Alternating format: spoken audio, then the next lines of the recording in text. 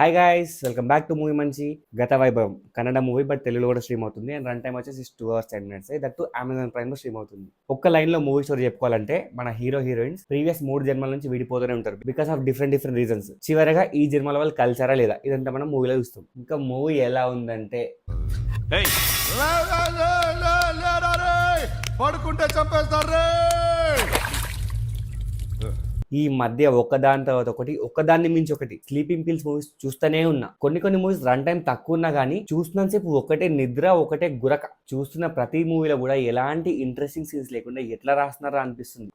అంత boring movies చూస్తున్నాయి. ఇది కూడా అదే కోవకు చెందిన మూవీ గత వైభవం. ఈ ట్రెండ్ ఇట్లనే కంటిన్యూ అయ్యి బోరింగ్ సినిమాలే వస్తా ఉంటే సినిమాలు చూడడం ఆపేస్తానని భయం అవుతుంది. కుదిరినంత వరకు ఈ మూవీ దరిదాపులకు వెళ్ళకండి. It's caution.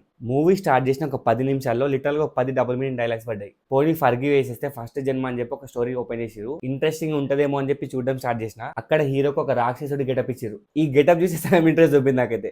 పోనీ స్టోరీ ఏమైనా ఇంట్రెస్టింగ్ ఉందా అంటే తొక్కలోది. ఏమాత్రం ఇంట్రెస్టింగ్ లేని నరేషన్, ఏమాత్రం ఎమోషన్ కూడా కనెక్ట్ కాలేదు. నెక్స్ట్ సెకండ్ స్టోరీ స్టార్ట్ చేస్తారు. పోర్చుగీస్ అని చెప్పి ఒక పడవ ప్రయాణం అని చెప్పి అట్టర్ బుల్షిట్ నాన్ సెన్స్ ఇదైతే. ఈ స్టోరీ మొత్తం ఈ 20-25 minutes స్టోరీ మొత్తాన్ని కట్ చేసి డస్ట్బిన్ లో పడేసిన ఏమాత్రం మూవీకి ప్రాబ్లం లేదు. ఫస్ట్ ఆఫ్ ఆల్ మూవీ ఒక ప్రాబ్లం, సో ఇది కూడా స్కిప్.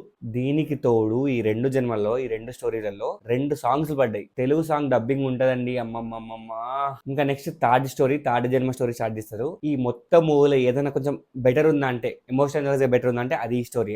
ఫుల్ తెగ నచ్చేసిందా అంటే కాదు, ఎమోషన్ మాత్రం బాగానే కనెక్ట్ అయింది. బట్ ఇందులో కూడా కొన్ని బొక్కలు ఉన్నాయి. ఈ లెటర్స్ ఎక్స్చేంజ్ అనే కాన్సెప్ట్ ఒకటి ఉంటుంది. దాన్ని రిపీటెడ్ గా వాడుతూనే ఉంటారు. 1-2 సార్లు, ఒక 10 సార్లు వాడుతూనే ఉంటారు. సో చాలా ఇరిటేటింగ్ అనిపిస్తుంది. బట్ ఈ స్టోరీలో మాత్రం సోల్ ఉంది, ఒక మంచి ఎమోషన్ ఉంది. మీరు నిజంగా ఈ మూవీ చూడాలనుకుంటే ఈ ఒక్క స్టోరీ చూసి ఆపేయండి, ఏ ప్రాబ్లం లేదు. ఇంకా క్లైమాక్స్ గురించి ఎంత తక్కువ మాట్లాడుకుంటే అంత మంచిగా. సింపుల్ క్లైమాక్స్, రొట్ట క్లైమాక్స్. ఇంకా యాక్టింగ్ పర్ఫార్మెన్స్ గురించి మాట్లాడుకుంటే హీరో ఓన్లీ థర్డ్ స్టోరీలో మాత్రం బాగా చేశారు. మిగతా ఏ స్టోరీలో కూడా బాగాలేదు, అసలు నాకు నచ్చలేదు. ఆశికా రంగనాథన్ హీరోయిన్ చూడడానికి బాగుంది, యాక్టింగ్ కూడా పర్లేదు, బాగానే చేసింది అనిపించింది. మిగతా వాళ్ళు కూడా బాగానే చేశారు. పెద్ద నోటెడ్ ఆర్టిస్ట్ కాదు కాబట్టి పెద్ద ఫరక్ పడదు మనకు కూడా. అల్టిమేట్ గా నాకు మాత్రం ఎలాంటి ఇంట్రెస్టింగ్ లేని, ఎలాంటి ఎంగేజింగ్ లేని ఒక 2 hours మూవీ చూసిన అనిపించింది. సో ఇది గైస్ నా రివ్యూ ఆన్ గత వైభవం మూవీ. రివ్యూ నచ్చితే వీడియో లైక్ చేయండి. నాకు కంటెంట్ నచ్చితే ఛానల్ సబ్స్క్రైబ్ చేసుకుని పెట్టుకోండి. ఉంటా ఇంకా. టాటా, నమస్తే, జిందాబాద్.